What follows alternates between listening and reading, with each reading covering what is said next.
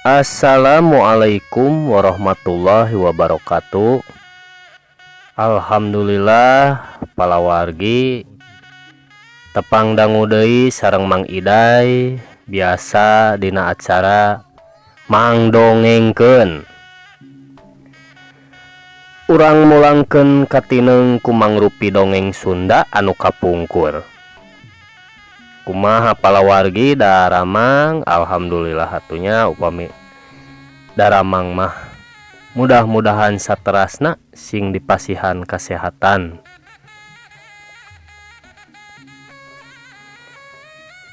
Carios anu ku Mang nuju di pedar ayeuna teh nyaeta carios Si Buntung Jago Tutugan karangan Bapak S. Sukandar anu disalin deui ku Bun Bunyamin.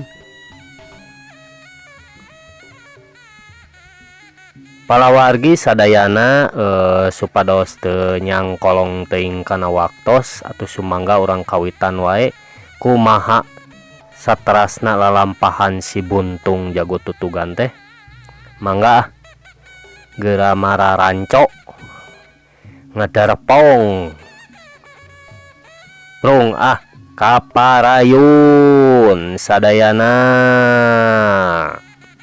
Si Buntung Jago Tutugan.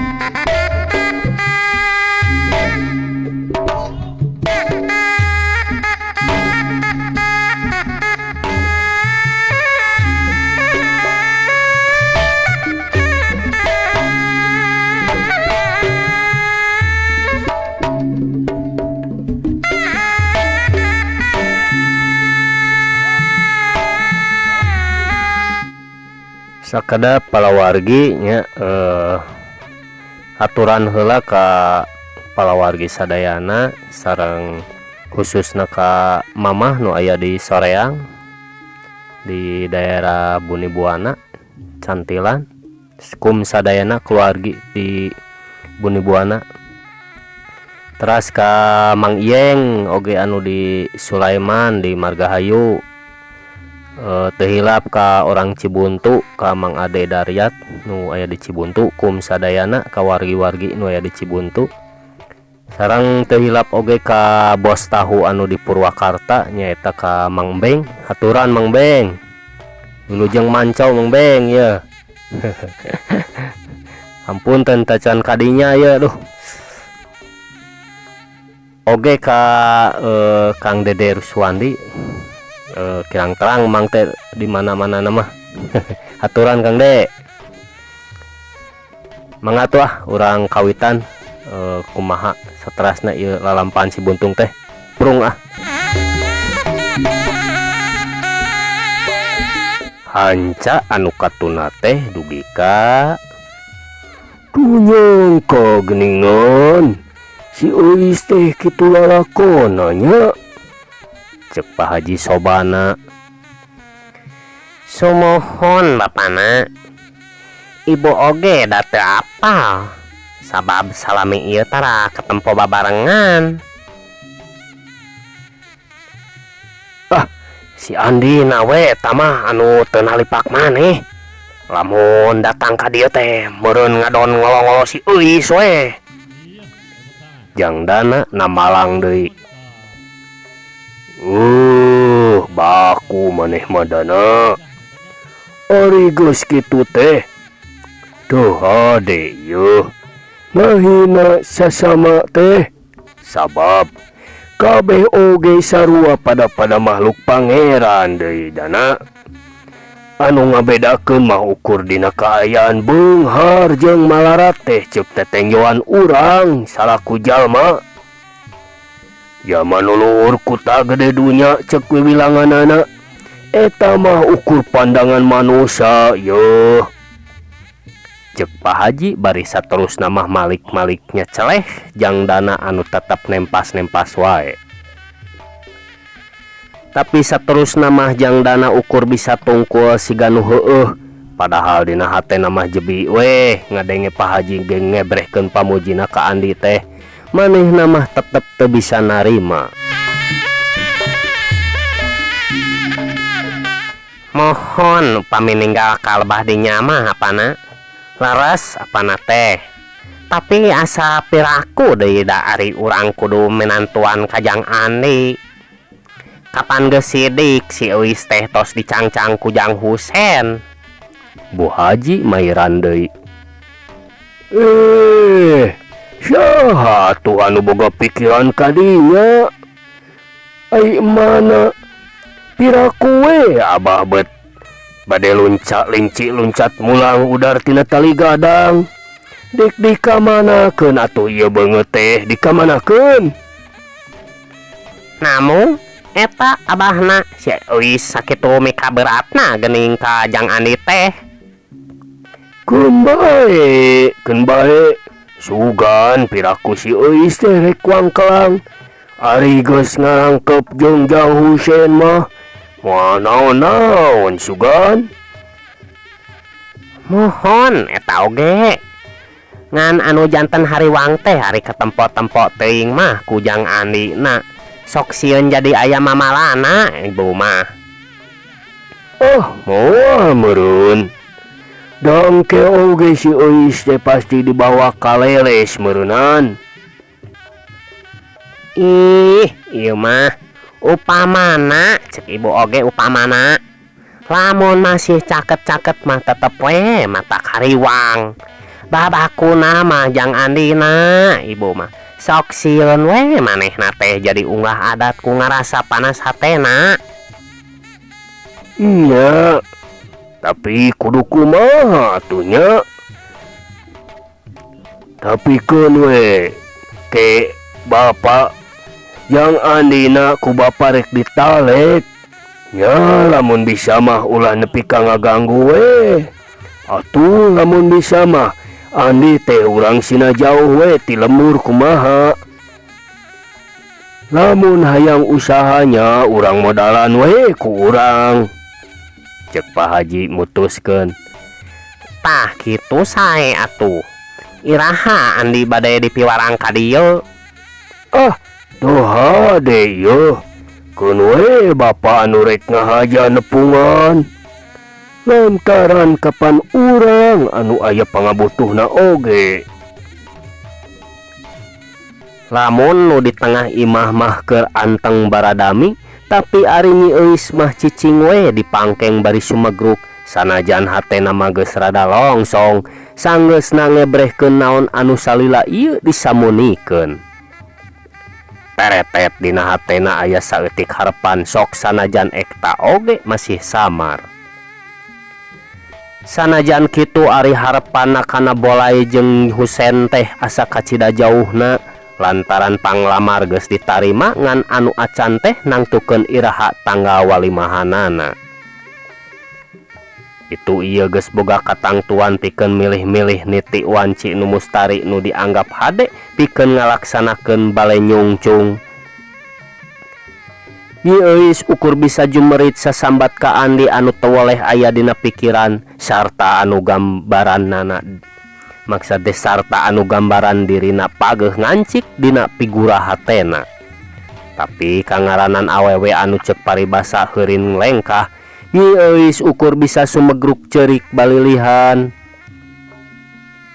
Ari Andi manehna oge teu beda hatena moal bisa mepohokeunana ka Nyi Euis ngan lantaran manehna mah lalaki sarta kebak ku karumasaan. Di lain-lain oge kasebutna cecenet mak nande kiara nya hunyur nandean gunung. Raheut hatena teh sasak dibuni-buni dibungkus di jero kolbu. Tembusna kaluar mah ukur buboden layu alum teu beda ti pepelakan nu kurang nyeboran. Komo deui ayeuna mah geus kanyahoan ku Pak Haji anu pikeun manehna mah jadi kapiring leutik mikahayang nu lain babadna. Minangka pikeun ngabangbrangkeun hate unggal poe manehna getol babantu kanu keur ngadeggeun imah. Alatan diduruk ku komplotanana si Jakalara tea. jadi dugdeg loba imah anyar sanajan ditegar-tegar oge ari kumindeng ngadenge pating kecawisna urang lembur ngeunaan geus anu sakedeung deui baris dihadahupkeun ka Husen. Balukarna pikeun Andi jadi nimbulkeun rasa teu betah cicing di Cipancar. Anu antuk namah Andi teh pupulih ka kisah Hudi rek bubuara titirah ngumbaran hate ku cara pindah ka Panenjoan. Hal eta teh kadengena ku Pak Haji Sobana mah kacida matak pikabungaheun. Sasat eta pisan anu dipikahayang teh. Tapi sanajan kitu dina waktu nepungan Andi nalika rek indit ka Panenjoan teh, Pak Haji teu ieu ngebrehkeun rasa bunga. Samalah Pak Haji teh teu wudu nyurucudkeun Cipanon waktu ngawawadian Andi.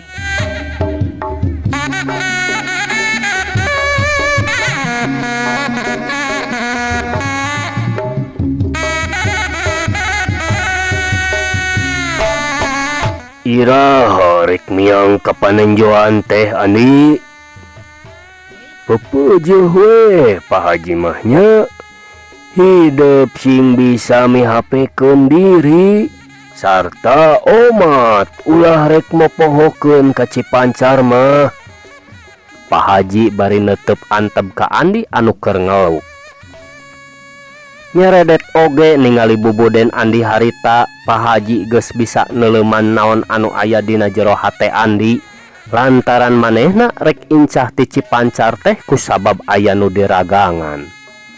Ukituna beuki tambah wae kanyaahna Pak Haji teh geus bisa kaukur kumaha luhur budina Andi nu sasatna rek ngabuang diri pikeun kabagjaan nu sejen. Enjing manawi teu aya wagelan Pak Haji. Nyakeun bae atuh, da deukeut ieu. Jeung ieu aya saeutik ti Pak Haji, bisi hidup di ditu rek balantik. Pak Haji ngasongkeun duit anu ditorosan teuing sabaraha jumlahna mah. Nganggo masihan artos saniskara atuh Pak Haji.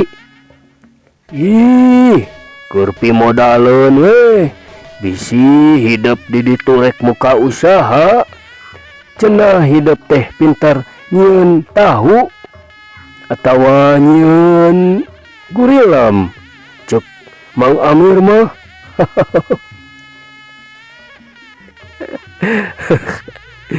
Poharanya palawargi asa piraku ya. Asa piraku dalang ya nu ngadongeng. Si buntung make jeung tiasa nyieun tahu sagala yang sareng nyieun gurilem sapamohalan. Aya wae dalang mah nya. Ieu eta mah karangan nu ngadongengna we ieu mah ye. Hapunten ya palawargi. Yang teraskeun deui. Parelun lain rek ngahinakeun jeung teu gede we deui. Bakating kunya we ieu mah Andi. Hayang ngajujuhkeun. Pek rawatan heula ka dinya. Hatur nuhun atuh Pak Haji. Andi sajeroning nampanan duit teh dina hatena mah geus cop bae lamun Pak Haji mentingkeun datang teh kusabab sungkan di anjangan. Lantaran biasa namun aya perlu teh manehna sok mangkir. Sok ngangkir Mang Amir, mun teu nitah Adria. Sok ngahiras biirah, kapan ayeuna mah sorangan ku manehna. Bari taya kecap samemehna yen aya perlu.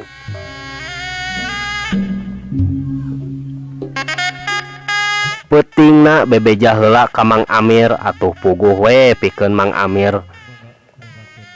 Pikeun Mang Amir mah atoh bae nu aya lantaran Andi teh rek cicing di imah Aki Surdi nu jadi bapana. Ngan Adria teu wudu make nguyung sagala. Lain berat dumeh rek ditinggalkeun. Ngan ieu mah tina ngingetkeun yen Andi pangnalunta teh puguh saenyana mah bari mawaraheut hate. Waktu Andi ka imah Mang Amir, Pak Haji oge sabenerna mah nyaho. Ngan cicing-cicing bae api-api teu nyaho. Pang-pang namah ngajaga bisi nyi euis nyaho. Anu harita keur emok cabok hareupeun indungna. ngahelas oge ningali nu jadi anak anu dina nincak dewasana teh make kudu ngalaman pepes hate. Bari ari dina hatena mah Pak Haji teh make ngarasa kaduhung sagala, ngareremokeun ku cara maksa mirusa tapi dages kagok asong. Piraku onaman ciduh kudu diletak deui, anu antukna meureun bakal pada nyeceleh disebut jalma kurang asak jejehan anu haripet ku tetereuyeun gawok ku lebokeun.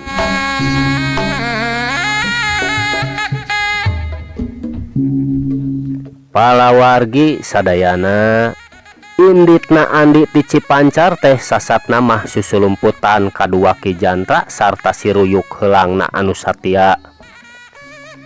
Teu langsung kapanenjoan tapi nganter heula Ki Jantra ka hujung rek nempo anak pamajikan.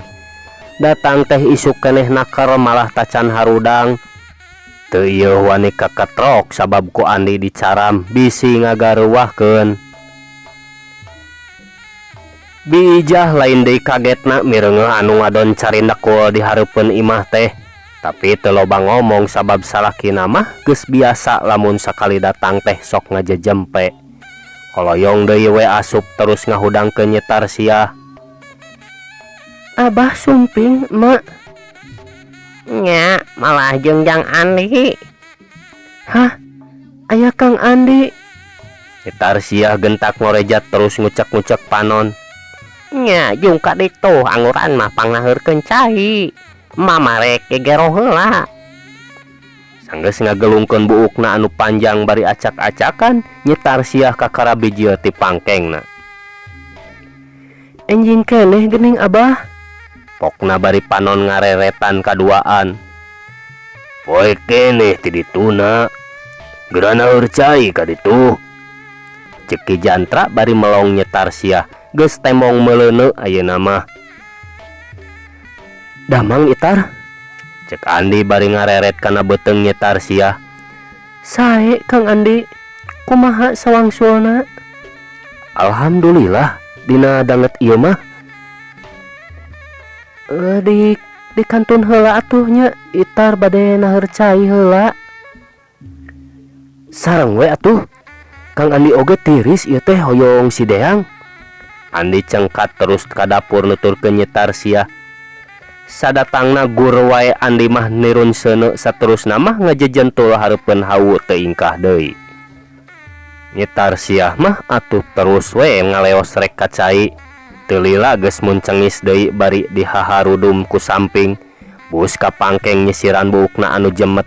Geus luwis ngurunyung deui ka dapur nyamperkeun ka Andi. Abah mah kalah kulem geuning. Pokna bari kop kana poci, ukur dikenclongan we ku cai tina gentong. Geus kitu mah nyomot enteh sacomot diasupkeun kana poci. Palayeun keneh panginten. Da tadi dongkap teh nuju poe keneh. Cek Andi bari ngasurkeun suluh. Teu lila kurunyung biijah bari ngelek boboko, song wae wadah teh disimpen dina pago. Geus kitu mah leos ka jero. Tos ngagolak Itar, kadieun pocina urang kucuran. Sawios atuh Kang Andi, ku Itar weh. Cek Nyi Tarsiah bari nyokot daun waru keur nyepanyempal, curulung wae poci teh dikucuran. Mangga kalebet deui Kang Andi mah atuh. Nyi Tarsiah bari ngareret ka Andi anu keur betah di hawu. Sawios di dieu wae, raos bari siduru ieu teh. Ih, pamali saur sepuh mah matak seueur pare. Wios da Kang Andi mah tos peot atuh, tos pareot. Mending geuyak Ka dieu urang bari siduru, raos geura. Canak we poci mah kalebetkeun. Andi kalah ngajak siduru. Nya atuh sakedap. Nyi Tarsiah bari curulung nyecian cangkir seng solongkrong ka hareupeun Andi, geus kitu mah ngajingjing poci ka jero imah. Teu lila geus ngarongheap deui gek diuk dina jojodog gigireun Andi bari ngadeangkeun dua dampaleungeunna. Raosnya nuju tiris kieu mah siduru. Cek Andi bari panonna mah mencrong seuneu nu tinggal ruhai. Kang Andi. Di basa eta teh Kang Andi teras di Cipancar. Sumuhun, nakunaon gitu Itar? Oh, manawi teh teras angkat-angkatan kanu tebih. Maksud namah nyetar sia teh hayang nanyakeun nah geus panggih jeung si Jakalara teh atawa acan. Tapi lantaran manehna nyahoeun kana kajadian anu karandapan ku Andi, manehna jadi teu wani pok nanyakeun. Henteu Itar, barora Kang Andi teh. Dadak riuk banget Andi robah, daek teu daek jadi ras inget kana kaayaan dirina. Cep wae nyetar siah teh teu wani nuluykeun naon anu aya dina hatena ku ningali pamuluna Andi nu ngadadak robah. Manehna jadi ngarasa salah sagala nu aya dina hatena ukur bisa diebrehkeun ku beusna Cipanon. Har, Itar, kunaon geuning bet nangis? Andi sok sanajan nya oge kaayaan hatena keur ngarakacak dilimpudan ku kasedih, tapi ari ningali bubudena nyetar siah model kitu mah jadi ngarasa teu tega. Komo deui lamun ningali kana beuteung nyetar siah anu geus mimiti katingali meleuneu ngebrehkeun nu dikandungna. Ngadadak hatena ngaheab di eusi amarah ka si Jakalara. Kanyeri hatena ngadadak teu karasa kalindih ku amarah anu ngagedur jeroeun dada. Anu terusna manehna ngadon ngajenggutan buuk aliras kana kajadian di imahna Haji Sobana. Eus mah lain milik aing, tapi Itar anu geus diruksak ku si Jaka. Memang teu heula manehna ngaharepkeun katineung ti aing, tapi kapan ayeuna mah manehna teh ngaharepkeun si Jakalara supaya jabang bayi puguh bapana. Ngan si Jaka geningan kalakah kitu pok-pokanana manehna nepakeun ka aing, micen rurujit nembleuhkeun ka aing. Untung harita Pak Haji teu nengetkeun kana caritaanana. Jaka teu nanaon peta anjeun kitu oge ku kuring moarek dibantah. Demi budak anu keur dikandungna ngan bae Jaka, hal ieu teh tangtu kudu ditabus ku nyawa Andika. Andi tika karakat huntuna perep katuhuna dibuleud-buleudkeun nepi ka nyetar siah ngeser diukna bari lain deui ngarasa reuasna. Andi ngareret kureret nu pinuh amarah anu teu bisa dibudalkeun, tapi sorot panonna anu beuringas teh ngadadak pareum kaceos ku sorot mata nyetar siah anu juuh ku Cipanon.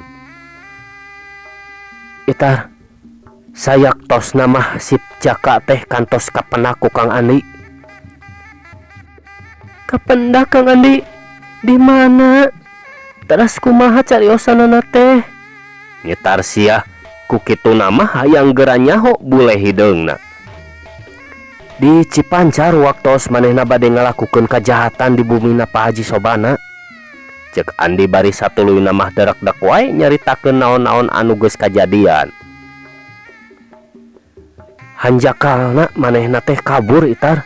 Sareng Kang Andi teh emut kana cariosan Itar yen si Jaka teh ulah dugi ka ditandasa. Ayeuna kabur duka ka mana? Taya bagjana geuning utun inji. Nyetar siah nyaritana bari tungkul sarta ngusapan beteungna. Sawios, teu kedah alit manah Itar, enjing atawa pagetok ku Akang Andi baris disungsi. Andi ngebrehkeun maksudna. Kagajah ngambung Kang Andi. Kamana wae upami hese dicanak jungkiring namah kapaksa sirahna wungkul ge teu nanaon. Atuh geuning bade dibinasa Kang Andi mah. Teu nanaon Itar, margi dibantun hirup-hirup oge cantang tudaikeun, margi kitu anu atos-atos oge. Ulah atuh Kang Andi, mugi sing hawatos ka jabang bayi. Nyetar siah pinuh ku nada pamenta, untungna teh manehna teu pati nitenan kana ucapan Andi nu pangakhirna. Sing hawatos ka jabang bayi atanapi ka Itar? Cobi sebatkeun saha anu paryogi ku si Jaka teh? Jabang bayi Kang Andi, utun inji paryogi aya bapana. kanggo itar mah teu aya kapentinganana sakedik oge Kang Andi. Upami kitu mah teu kedah ngugugon tuhon teuing ka manehna atuh. Kumaha maksudna Kang Andi teh? Sumuhun teu kedah gugon tuhon si Jaka teh kedah dibantun hirup-hirup. Malah banusana oge teu kedah dibantun ka dieu. Ah, teu kahartos Kang Andi. Kumaha nu dimaksud teh? Weleh teu kahartos. Si Jaka teh kedah dibinasa kanggo nebus lampah binatangna. Hah? Kadar jabang bayi teu aya bapana, aya nu sangem jadi bapana demi katineung kanu janten biangna. Kumaha Kang Andi? Asa tambih teu ngartos itar teh. Nyetar sia ngadadak balilu padahal hatena mah geus surti kanu dipimaksud. Ngan tacan bisa dikira-kira naha saha jelmana anu dimaksud ku Andi teh. Manehna sama sakali teu boga sangkaan ka Andi anu sasatna keur meunang katunggaraan anu garis badagna teu beda jeung dirina. Pada ngarandapan peupeus hatena. Teu baliwet itar, si Jaka teh kedah dibinasa margi dosana tos salaput sirah. Atuh bilih sieun katarosan saha nu jadi bapana si Utun. Aya anu kersa jadi bapana. Kajaba upami itar nyalira nu paryogi ku si Jaka, tangtos anu siap jadi bapana bakal mundur. Nah saha jalmina Kang Andi? Kang Andi itar anu siap jadi bapana si Utun. Kang Andi, tewarat upami itar kedah nampikeun apa ngasih.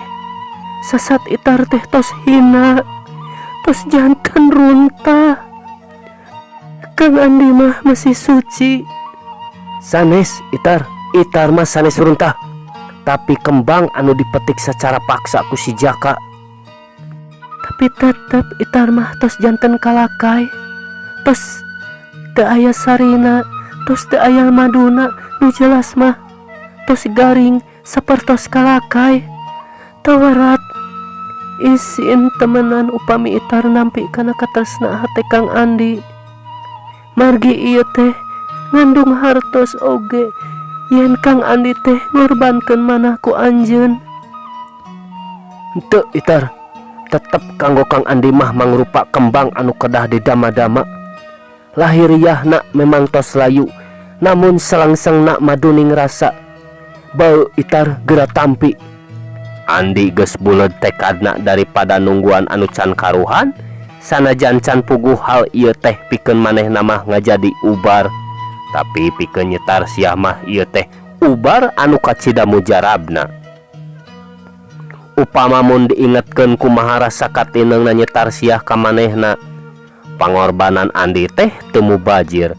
Manehna geus hasil nyalametkeun jiwana nyetar sia, oge nyalametkeun jabang bayi anu masih dikandung. Ucapan Andi anu kaluarna tina hate nu bersih teu wudu matak jadi nyeredet kana hate nyetar sia. Tapi kacida beratna lamun manehna kudu narima Andi lantaran hal ieu teh pangarobanan anu kacida hebatna pikeun Andi. Tapi kabeh teu bisa dikedalkeun lantaran ari jejeroanna mah rasa katineung nyetar sia ka Andi teh moal bisa luntur ka ibunan, laas kahujanan, marengan renghapna napas salawasna. Gabrug wae nyetar sia nyuuhkeun sirah kana dada Andi bari saterusna sumegruk hujan cimata.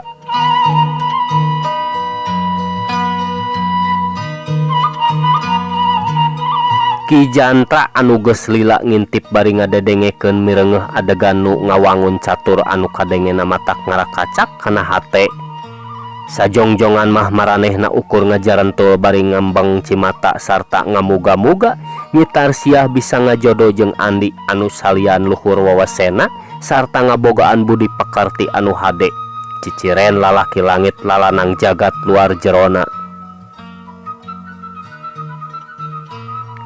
Pamandegan nyetar sia keukeuh teu beunang diuget-uget, manehna teu gancang gasik narima kana pamaksudan Andi sanajan kaayaan kitu teh estu tojaiyah pisan jeung kaayaan hate nu sabenerna. Boh ka indung bapana boh ka Andi kumanehna dieces jentrekeun kitu nu jadi alesanana manehna teu warat narima hate Andi anu memang suci bersih anu dianggap ku Nyi Tarsiah mah eta teh pangorbanan Andi anu sakitu beratna. Kaduana manehna hayang ngadenge ku ceulina sorangan kumaha sikap si Jakalara nu memang kacida dipiharepkeunana pikeun nuluykeun hancak ngawangun rumah tangga. Lain pedah kurasa katresna sabab sabenerna mah ulah-ulah ningali jungkiringna ngadenge ngarana disebut oge geus embung ngadenge. Ngan ieu mah manehna hayang ngadagoan Jakalara samata-mata demi anakna anu masih di jero kandungan. Cohagna mah manehna embung megatkeun tali gaib antara anak jeung nu jadi bapana. Kajaba lamun nyata-nyata si Jakalara ngepeskeun tanggung jawabna geus moal dipalire deui naon-naon anu geus dipigawe ku manehna eta mah sejen perkara. Dumasar kana pamadegan Nyi Tarsiah kitu Andi jeung Ki Jantra teu kungsi popoyan deui bring bae ninggalkeun lemur hujung tekadna geus buleud rek neangan si Jakalara nepi ka panggihna.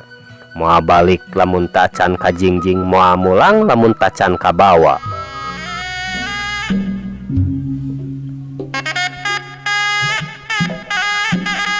Ti lemur hujung teh kebat ka pasir ayakan bangblas ka tambak baya ngan henteu asup lembur tapi malibir mapai sisi anu saterusna mengko ka katuhu nu maksudna rek terus meuntas jalan gede. Anu saterusna negarek ka Gajah Ngambung. Lamun harita nyimpang heula ka Aki Surdi tangtu bakal panggih jeung Pamardaka anu geus ngadua kalian datang. Ngahaja ngalongokan nu jadi lanceuk bari sambilan susuganan papanggih jeung Andi. Ngan teu terus ka Cipancar lantaran lalampahan ti Tanggulun ka Panenjoan teh ka Cidaripuhna. Ieu oge pedah we maksakeun awahing ku ngarasa melang kanu jadi lanceuk anu geus sakitu kolotna. Balik deui urang nyaritakeun Andi jeung Ki Jantra anu harita geus aya di Gajah Ngambung. Kasampak imah Bahrawit geus kosong nurutkeun katerangan ti Panurpai tatanggana. Cenah geus sababaraha poe Bahrawi katut si Jakalara ninggalkeun tempatna teuing ka mana. Ras inget kana carita Sukri yen cenah si Jakalara teh sok mondok moek di imahna Ardasim. Sanggeus pamitan ka Aki Nurpai, Andi jeung Ki Jantra arinit deui dibarengan ku si Ruyuk anu teu weleh kakalayangan di luhur. Tapi di Cisaat oge eueuh deui. Saterusna mah barali ka Panenjoan rek ngarareb heula di Aki Surdi. Kabeneran harita mah bisa tepung jeung Pamardaka. Dina obrolanana Pamardaka nyabit-nyabit jajaka anu maneneangan tea anu geus kanyahoan yen ngaranna teh Wijana anak Gumilar urang Cicapar. Nah geus panggih atawa acan. Sawios eta mah Aki da ayeuna mah nu utami abdi teh hoyong newak si Jaka katut Bahrawi. Kantos bantok di Cipancar mung maranehna tiasa kabur. Darak-dak wae Andi nyaritakeun kajadian waktu si Jakalara nyieun kakacauan di Cipancar.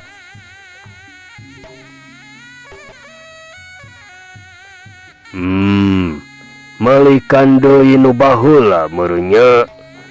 Puguh boga tanggalan si Bahrawi teh ayeuna mah nya. Sumuhun Aki, upami teu kabujeng mah sigana mah harta banda Pak Haji teh tos koredas meureun. Ari ayeuna geus diteangan ka mana wae si Jaka teh Andi. Mung dugi ka Gajah Ngambung wae Aki, eta oge bari teu aya deui. Rupina mah nuju barang siar panginten. Nya puguhan. Hese oge dieureunnan ari geus ngabaju dina kajahatan mah. Ngan sigana ayeuna mah maranehna usahana teh di tempat nu jauh. Sabab can aya kabejakeun deui. Sabot kitu Jojo semah anu narpungan Andi si Bopeng Ki Jatma katud si Kemed atuh tekung si Lila imah Aki Surdi teh jadi rame kata tamuan.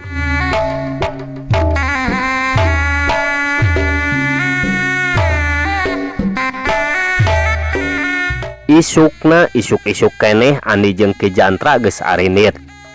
Maksudna rek ngajugjug ka batu gede rek nepungan Sukri. Anu ceuk katerangan Sukri teh keur ka sawah lantaran geus kapalang maranehna teu balik deui ka panenjoan tapi ngadon terus nerobos jalan anu brasna ka alun-alun leles. Sajeroning lempang teh duanana ngabaretem siga anu geus beak picaritaeun. Atuh si Ruyuk hiberna teu daek jauh deui sakapeung eunteup dina dahan ngadagoan. Lain deui kagetna Andi lantaran si Ruyuk ujug-ujug ngegelik bari terus nyerorot ka palebah jalan terobosan anu nyambung ka jalan jajahan anu brasna ka Cigasti. Sakitu digeroan ku Susuit teh tetep we hiber ka palebah dinya. Aya naon Pak nya? Boa-boa. Andi teu kebat nyaritana tapi ku Ki Jantra mah geus bisa dikira-kira omongan Andi teh. Ulah-ulah aya bahaya anu keur ngintip-ngintip ti bongohna. Muhun. Aya naon nya? Cobi ku Bapak urang parios.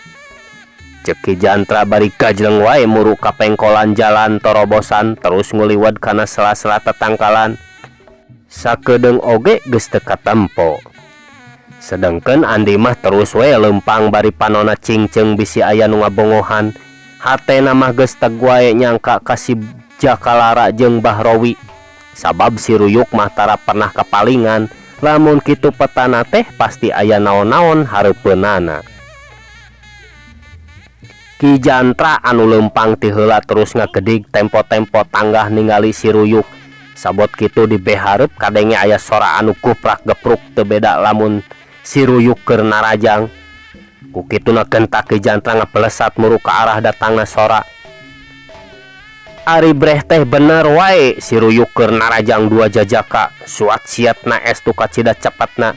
Ki Jantra kacida kagetna lantaran tetela anu saurang mah tayalian ti Wijana anu harita keur dibarengan ku Widarma minantuna Pasuta. Jelasna mah salakina Nyi Umi adina Karna anu harita arindit ti Cigasti. Ret Wijana ka Ki Jantra mun ti heula mah waktu tepung dipanenjoan teu pati sidik, tapi ayeuna mah Wijana apal lamun Ki Jantra teh salah saurang anak buahna si Jakalara anu harita pernah ngayakeun riributan di Tanjung Pura. Podaran heula heulang edan teh Darma. Keun mangkrukna mah urang sanghareupan.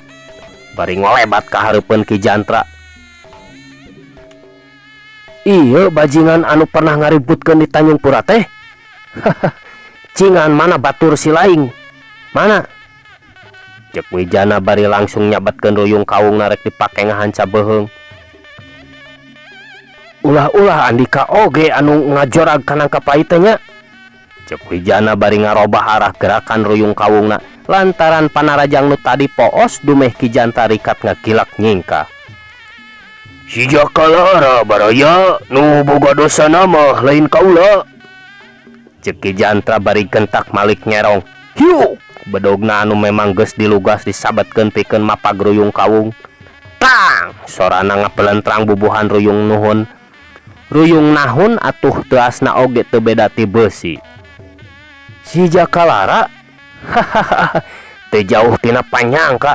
Andika tangtu pakacarna. Mana ayeuna si Jakalarana? Hayo teng-tengkeun kabeh. Cek Wijana bari ngulawitkeun ruyungna anu saterusna rek natog angen. Ki Jantra anu memang geus ngarasa seber sakila cingkrak bari nyabetkeun bedogna rek nyasar iga burung. Tang! Ruyung kawung geus bisa nandingan bedog lawan. Lamun bedog Ki Jantra mah terus nyuruntul ka handap, ruyung kawung Wijana mah ngubeng di luhur rek ngababad sirahna anu badana keur doyong. Anu tumerapna ka Ki Jantra ukur bisa peureum lantaran gerakan Wijana kacida cepatna geus taya deui dangka pikeun ngejat nyalametkeun diri. Rasakeun baraya. Cek Wijana ngagorowok marengan ruyung kawung anu kari sabak-bakeun. Hiu jerelat bruk tang. Hiji sora anu teu kira-kira matak ngagetkeunana sedang Ki Jantra mah ngudupung dina taneuh. Palawargi sadayana, lamun Ki Jantra teu ditejeh ku Andi ulah-ulah sirahna teh geus jadi sasaran ruyung kawung. Harita teh waktu Ki Jantra keur aya dina bahaya, Andi geus ngarongheap kadinya sarta teu antap parah deui langsung nyabetkeun siku-sikuna dipake mapag ruyung kawung Wijana. Diparengan ku nejehkeun suku kana awak Ki Jantra. Wijana lain deui kagetna. Ningali si ruyuk anu saolah-olah keur diangon ku Ki Jantra oge kacida kagetna. Kari-kari ayeuna ngurunyung Andi anu datang-datang nulungan Ki Jantra. Kapan cenah cek beja Andi teh musuhna si Jakalara, tapi naha ayeuna babarengan jeung anak buahna tur ngabelaan pisan. Mungkur Pak sawios urang payunan ku abdi, cek Andi ka Ki Jantra anu harita geus nguniang hudang. Ai teu sangka jago tutugan anu kawentar gawe tutulung teh euy. Bukti mah cuet kanu hideung ponteng kanu koneng geuning. Ngadon ngabela ka jelema jahat. Cek Wijana bari muncareng ka Andi. Hah? Cek saha kaula ngabela jelema jahat? Andi kanu silo mah Wijana. Andi api-api nu balilu padahal mah geus kangarti. Pantes Wijana nuduh kitu keur mah geus ngadenge pangakuanana Ki Jantra sorangan. Katurug pancenah cek katerangan urang Tanjung Pura yen anu ngaburak bari komplotan si Jaka teh nya Wijana jeung Pamajid. Andi ka anu nyata silo mah Andi. Manusia ieu nu geus nyata anak buahna si Jakalara, anu geus nyieun rurusuh di Tanjung Pura, oge anu geus ngajorag kana kapait rek ngalapatina aki kaula, sarta anu geus mitnahkeun ka Andika lain. Manehna geus nyebut-nyebut si Buntung jago tutugan, malar pihak kaula bantrok jeung Andika.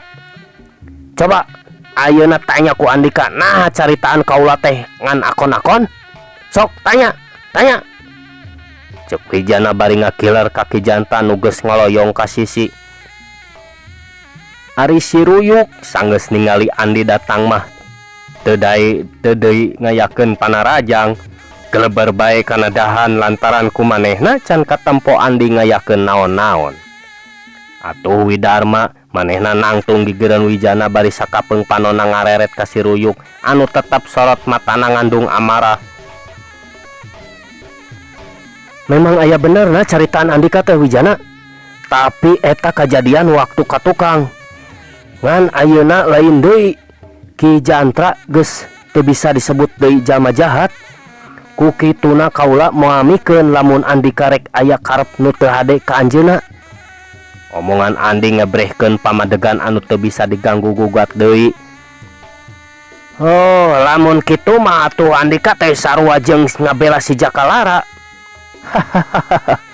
Silo Andika Wijana, saperkara si Jaka memang antara Andika jeung kaula teh sajalan.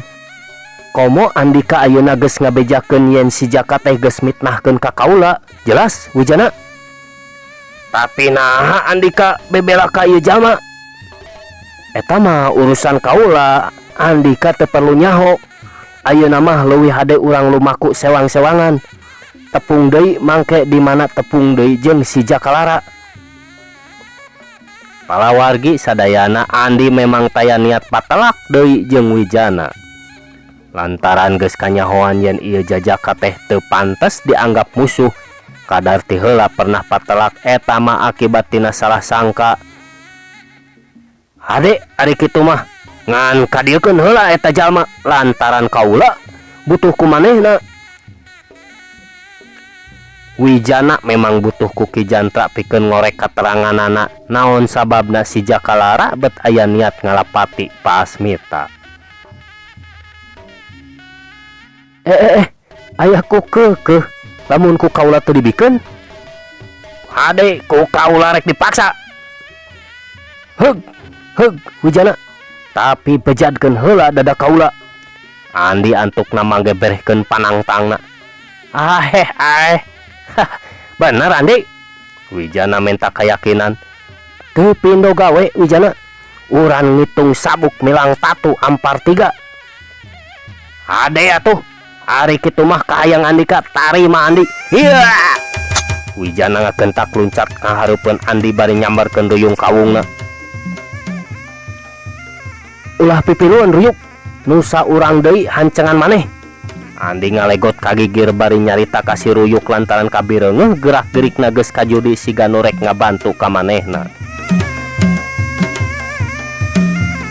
Pewak eta manusia teh Wid, bisi kabur. Wijana korowo ka Widarma nitah newak Ki Jantra, tapi orok kaya si ruyuk geus ngagapruk manten. Atuh Ki Jantra oge teu cicingeun ngagentak manehna luncat, ngirimkeun panimpugna ngagunakeun jurus-jurus tutungkusan Ciaro. Anu antukna derbae Ki Jantra teh ngageroan tukang es Anu pas kadinya ngaliwat haus sigana mah. Aduh hapunten palawargi cag heula dugi ka dieu nya. Hapunten urang teu neun dihaneulem hieum tuna dihanyuang siang paragi nyokot ninggalkeun mangsa datang urang samper deui. Sakitu anu tiasa kasangakeun ampun paralu nu kasuhun wening galih nu dipamrih hampura-hampura anu ditedak.